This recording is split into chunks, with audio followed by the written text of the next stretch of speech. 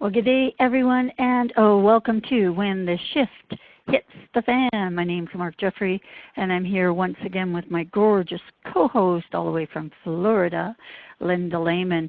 And today we have a pretty big show, something that actually for the last week I've been working with a group of students with and changing belief systems. And we really thought that this is really important because what most people do not understand, we talk about this a lot, but what people don't understand, your beliefs can bind you up or they can set you free. But a thing that most people, Linda, I think we both say this, most people don't know that they really do have a choice because this kind of stuff has been ingrained in them, from the day pretty much they were born. Exactly, Mark. And so most people aren't even aware that beliefs are there and they're in control of everything that they're doing. But they don't stop to think about it. But your beliefs actually, since they were built there, they were put in there when you were very young, they're controlling everything in your life. They're actually controlling, Mark, how you see and relate to the world around you. And that's phenomenal. And, we hear people say it all the time, too. I'm this way because that's just the way my family is. I'm overweight because all of my family is overweight. Or I don't have a good education because none of my family had a good education. Or they make the excuse, I'm this way because of where I grew up or how I grew up, or I didn't have this, I didn't have that. That's those beliefs or those paradigms that are actually controlling you and what you think and how you see things. Mm-hmm. But as Mark just said, Mark, you can actually change the way you believe things, and then your entire world will change. Exactly, because you have to come to grips with this, that what you believe determines how you behave, what you're going to say, what comes out of your mouth, and how you judge other people. And that's a fact, but it also determines the results that you're going to get out of your life. And for our entrepreneurs, out of your business. If you don't know yourself, you're not going to be able to influence other people. Because what's going to happen, you're going to be influenced by the other people. And we're going to be talking about how you get influenced by a lot of different things. But remember this, that belief system is ingrained in you. So what happens to us over time is our well-meaning parents, our well-meaning teachers, our well-meaning friends, everybody well-meaning, they're protecting us, and they put the stuff on top of us to protect us, but there's a point in time where we actually have to stop doing that and start making choices for ourselves. And Linda, we're talking about how do people even begin to do that? I mean, here you are. I could say, I believe the sky is blue, or I believe the earth is flat. Period, end of story. That's my belief. Mm-hmm. And you know what, Mark? If you think about it, you brought up a very good example. Very well-educated, wealthy leaders in the world at one point in time believed the world was flat. They believed that if you sailed a ship out to the end of that horizon that you saw, that the ship would fall off the edge of the world. They 100% believed that because that's all they knew. That's all they were taught, and that's all the people around them taught them. You see, Mark, it's like this. As adults, we talked about this in previous shows, we have this reasoning faculty where we can collect information, and then we can decide if we believe it or not, or we're going to accept it, or we're going to argue about it, or what we're going to do with that information. But if you picture a child, until about age, I don't know, 7, maybe 7, 8. Just picture their mind like an open cup. And so everything that's going on around them, and these well-meaning people trying to protect them or trying to teach them what they were taught by their parents and their parents and their parents and their parents, all of this stuff is going into this open cup, and it's being freely planted in what we call our subconscious mind. That's where our beliefs live.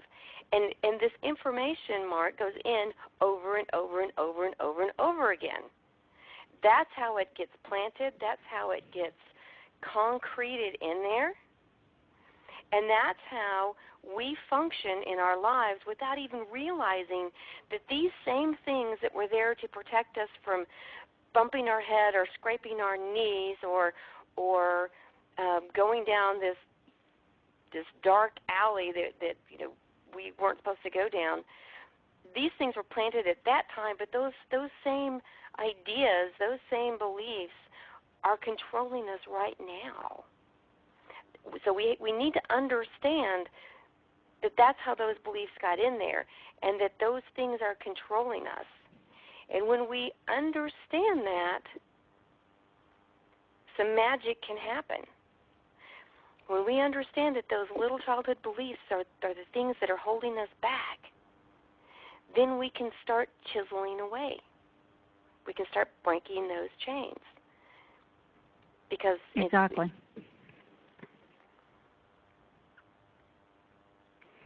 So what we're going to do today is we're going to look at some different ways, viewpoints. And again, this is our view on all the things that have held us back in the past. Because we're human beings, and we come across things every single day that challenge us. And we're not immune to our own belief systems. And there are days that I may not even agree with what Linda believes in, or even what we should do for a show. And that's when negotiation skills come in. And, we work it out. But it's interesting how, from my perspective, so many people just don't get what they want out of life because they think that that's all that they can get. So, hack number 1. Linda, let's chat about this. I love it. When your desire to do something or to be a different person is greater than the pain you're experiencing being stuck where you are, then that begins to put you in a better space so that you can start feeling this wonderful welling desire inside of you, and you can start chiseling away at that small little voice that's telling you, are you serious? You can't do that. You were born on the wrong side of the tracks. There's no way that you can be this superstar. But if you have that burning desire and it's stronger than being stuck where you are, then you start to make those great strides, Mark. Yep, and that's it. That's a passion. And it's not you can be motivated in this perspective. You can be motivated by pain to get away from the pain.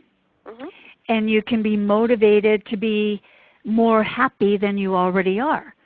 And it's funny because people would think that people in pain would be more driven to make a change than someone who is already happy with things.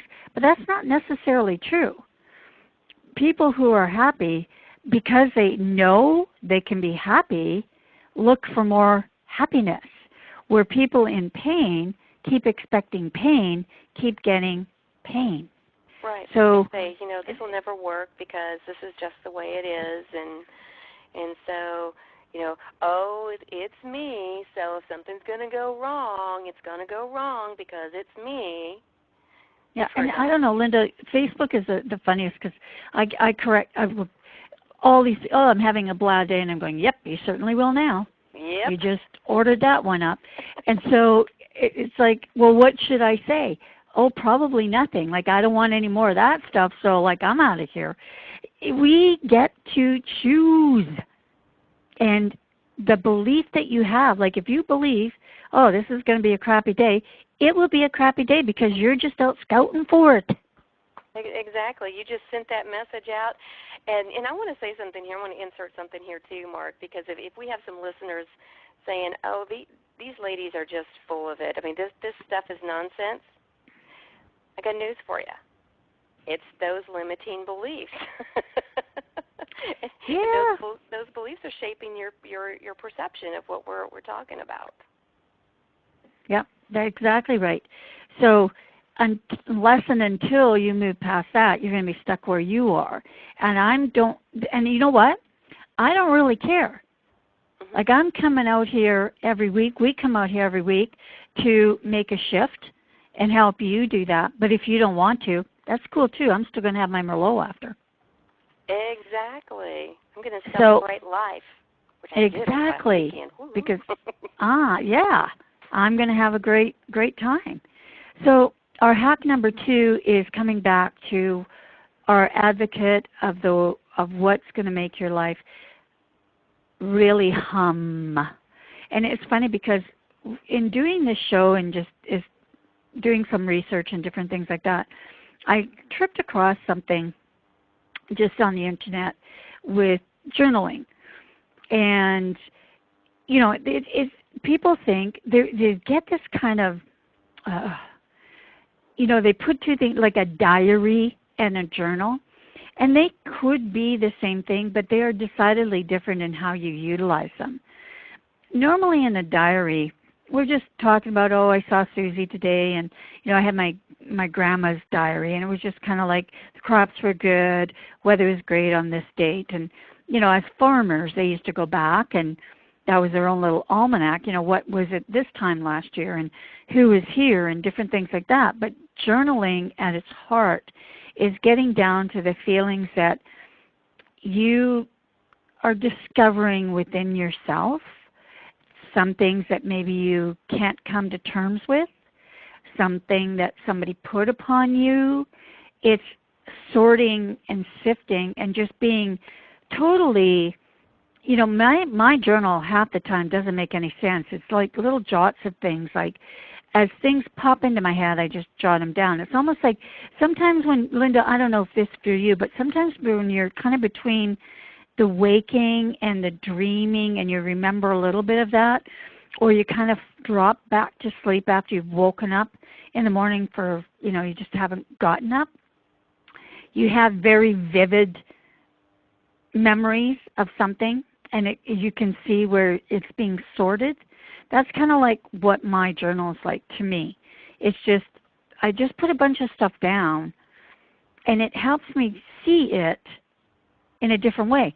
And you can look like everybody well, not everybody, but a lot of people watch cop shows, and you see them putting the pictures up, and they start drawing the lines where this one goes. When it started off, that's their journal of solving the crime. Mm-hmm. That's what a murder book is, you know. That's what a crime log is. It's all of these things. So almost everybody uses this in some different way professionally, but I think it's way underutilized personally. Oh, I agree, Mark. You know, my journal has just about everything you can think of under the sun in it as well. Thoughts, ideas, things that are going on. You know, that's a really good way, too, to track progress, because so many times we come to the end of the year, and if you haven't journaled what's gone on, you're going to miss some of those things to celebrate, some of those accomplishments, because you accomplished it and you moved on, and you didn't realize that it took you, you know, quantum leaps forward in your journey to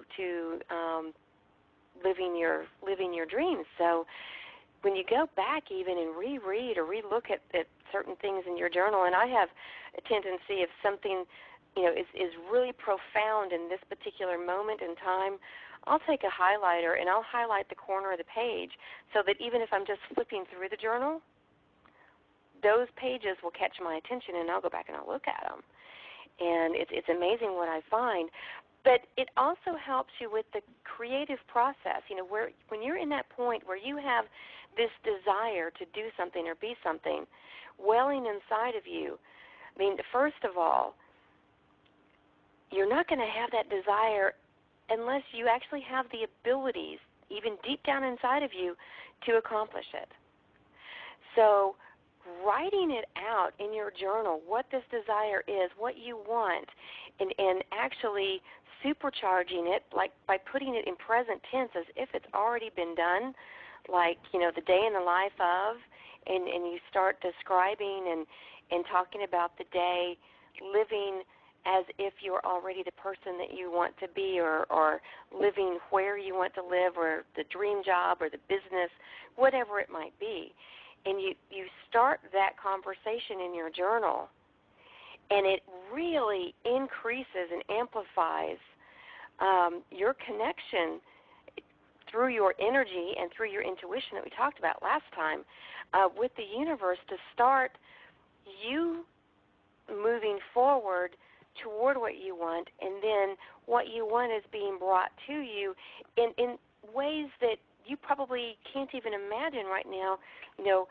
Random meetings with people who maybe have a resource that you need in order to get where you want to go, and all of a sudden you're meeting this person, or you read an article online or in a magazine, and that sparks an idea.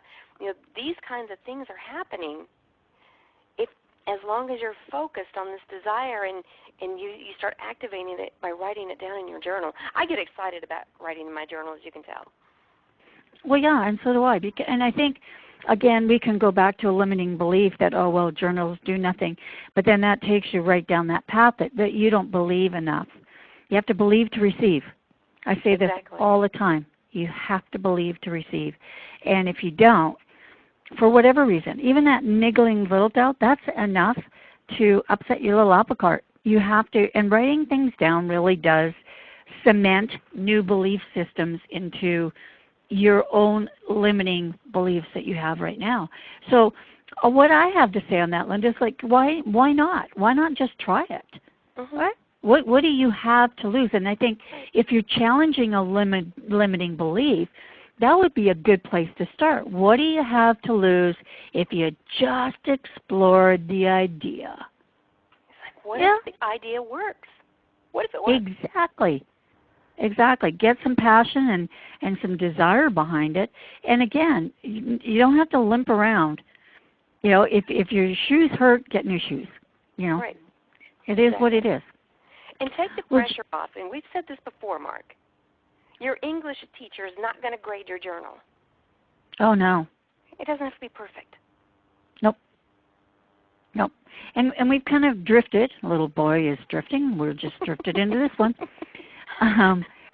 Seeing yourself as already having things. And that's your journal can push that into that perspective. And looking at things differently. And asking those questions. Instead of, if, why not? I mean, we say this all the time. Why not you? Why not you?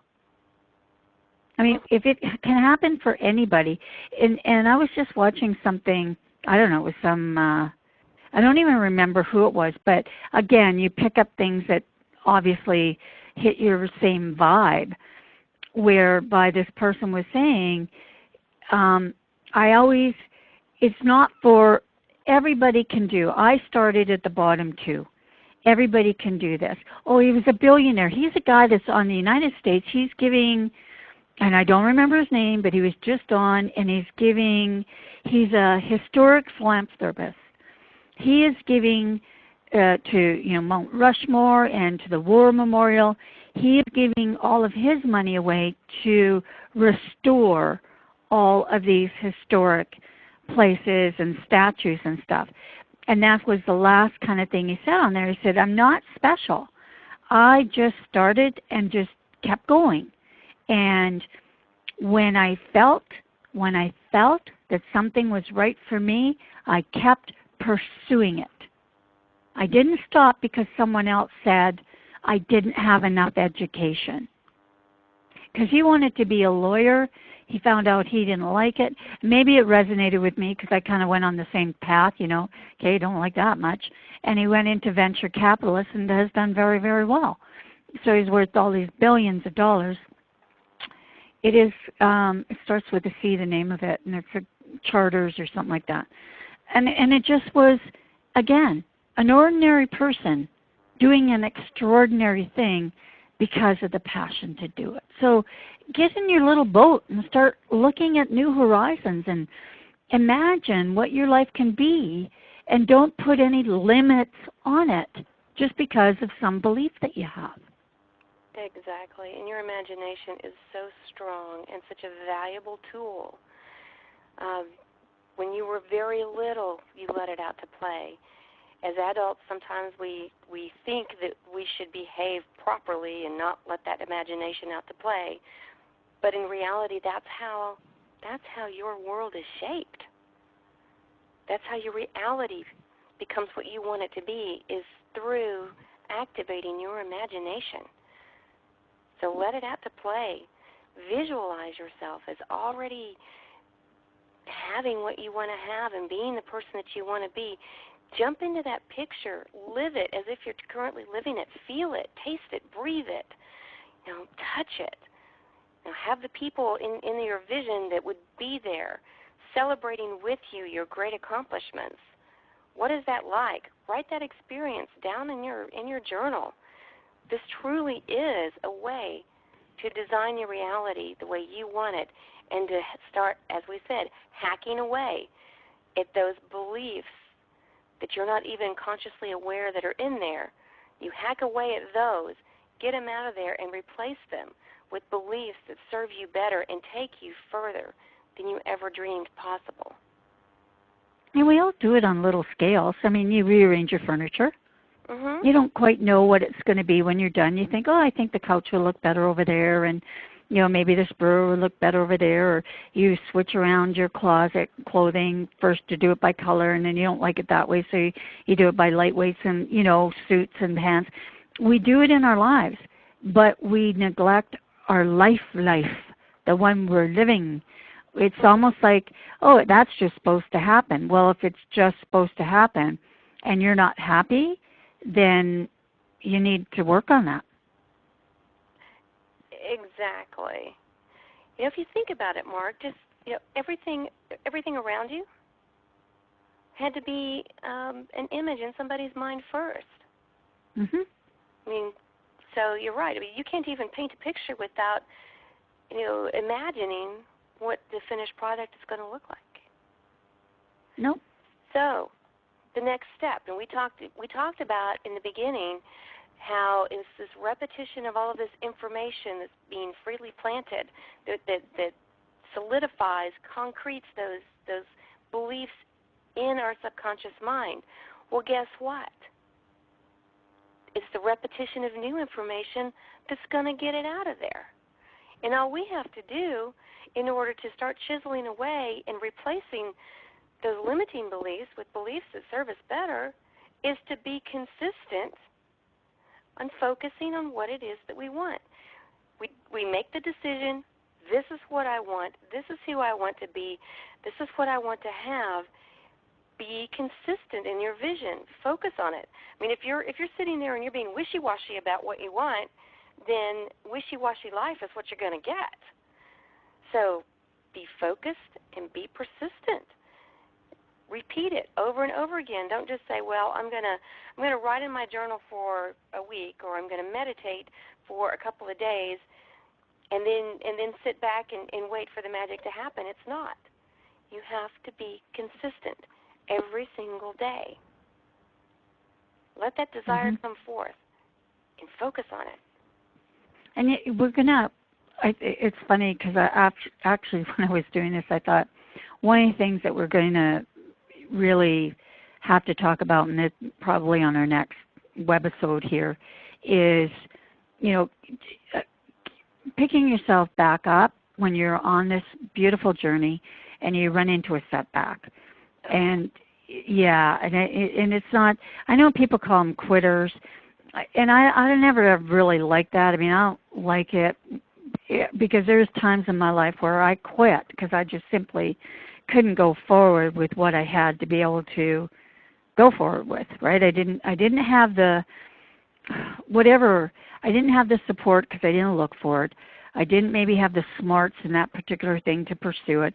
And I did quit. Now, that didn't mean that somewhere down the line I couldn't go back again and rediscover. But I think it's important that we talk about this because you are going to be faced with that. And I don't want to go into that now because we want to build you up. I don't want to knock you down, but I want you to know this, that when you go on this journey, we're going to be there to support those days when it doesn't go so well. So hang in there with us. And we're going to be back with this as well because we do recognize that these unique journeys that we take sometimes are not easy. And they're not comfortable. And we want you to know that you have a support system. And again, if you keep writing to us and keep communicating with us, what we can do is keep giving you more and more information on how we challenge things and how we've been successful doing that. Maybe give you some ideas on how you can too. So from there, let's jump from that beautiful vision of what our life is and is going to be very shortly because we're focusing on it to number 5. It ain't nothing unless you're doing it. That's right, Mark. You know, when you put it out there with this desire, and you're doing your visualization exercises, if you want to call it that, and you're really staying focused, you're going to get these nudges. I mean, folks, the $10 million doesn't just fall out of the sky all of a sudden. There's things that must be done on your part. When you get these little nudges to do something, do it. That's your intuition talking to you. That's the universe coming back and saying, hey, I'm trying to give you what you want. Now it's up to you. You got to take action on it. Action, action, action. You can't just sit there with your feet up on your desk and think that all of these miracles are going to happen around you. I mean, that would be really, really cool. It's going to feel like that happens if you're following the nudges and taking the action. Just like Mark, one of the seminars that I have consistently done is dealing in the healthcare industry, and I knew that I wanted to do a seminar like this, and I actually had it written out, and it was just a conversation that I was having with someone in another state, and they were telling me about some issues that they were having. And I was starting to get punched by my intuition, this nudge, nudge, nudge. And I realized that I had something that would be valuable and that would help him solve the issues that he was just describing. And it was this seminar. And so I actually answered the call of those nudges, and I said, hey, what would you think about this? This is what I have, and blah, blah, blah. I wound up doing that seminar actually, I think 6 or 7 times across a wide span of states, and it was very successful because I listened and then I followed those nudges. You got to take action, folks. Mhm. And this is the scary part. You know, it's always the scary part. When you think, gee, I think I would be a good public speaker until you stand on the stage. Yeah. Right? I mean, that's it. I mean, I think I could be a race car driver until you get in the car. We all have that. The action part of it is going to be the hardest part. But if you give all the boost from behind you, that passion and that drive, you know, you're going to be able to at least get out there.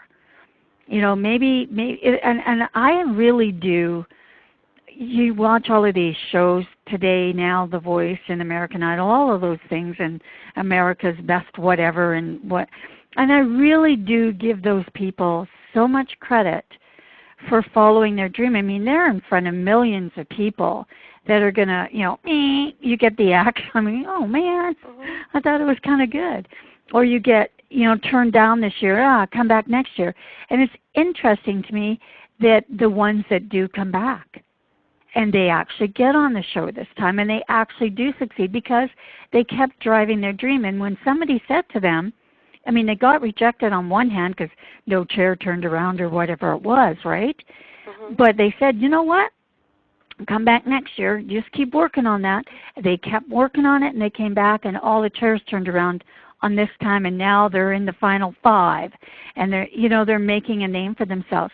How many times has somebody said to us in the past, well, you're not good enough for that? We started the show with this, and now we're at the end of this. How many times has somebody put a belief on you that just doesn't fit? It's like a coat or a suit or a pair of pants or socks that don't fit. What are you wearing them for? You can now trade them in for a favorite pair of shoes or socks or pants. This conversation, and I know we're going over a little bit, Mark, but this conversation reminded me when I was going through training with Bob Proctor. There were a group of us together, and one of the things that we were required to do was to give a presentation about a specific point that Bob uses, and actually I utilize when I'm doing seminars or even one-on-one coaching, because it's such a wonderful tool when you understand it, and it's called the stick person. So we were tasked with standing up and giving our presentation of the stick person, and there was this lady in our group, and she stood up, and English was her second language. It was definitely not her first language, and she was very nervous, and she just wasn't able to get the words out correctly. And so, we all thought that she was, wrongly so. We just thought that she was incredibly nervous, and I was feeling somewhat bad for her until she said, "May I sing?" And so they said, "Sure." She belted out a cappella the most beautiful song you have ever heard. So she wasn't afraid of standing up in front of us. The issue was she wasn't comfortable with the language that she was tasked to explain her stick person in. So Bob said, well, would you feel more comfortable if you gave us your presentation in Spanish? And she said yes. And so she did, and she did a beautiful job. There you go. There you go. So that's really what we wanted to talk about today is, you can be and have and do whatever you want to do. But if you don't believe you can, it's going to be hard pressed that you're going to get there. So start with something small, find something that you can work with, you can feel good about, and make some small changes and get out your journal. Start thinking about the possibilities of an amazing life. Everybody has that opportunity, and everyone has that choice. So, Linda, that's what I kind of had today. Oh, what awesome advice, Mark. And I just want to ask everyone to believe in themselves. And I've heard the comment all the time, seeing is believing. That's true if you realize that seeing means see it on the screen of your beautiful mind. Mm-hmm. And once you start believing it, you will see it in your physical environment. And that's what I got, Mark. Perfect. So, my friends, go out there and be your magnificent selves. We'll sign off for this beautiful day, and we will be back next week. And again, get out there and look to see how strong and powerful you can be. And for those of you who are going to be a little bit more fearful of doing this, we're going to be there for you next week again. And we're going to keep going on this journey because you can have everything. So that's what I have. So, Linda, I'll see you around, partner. I'll see you next time.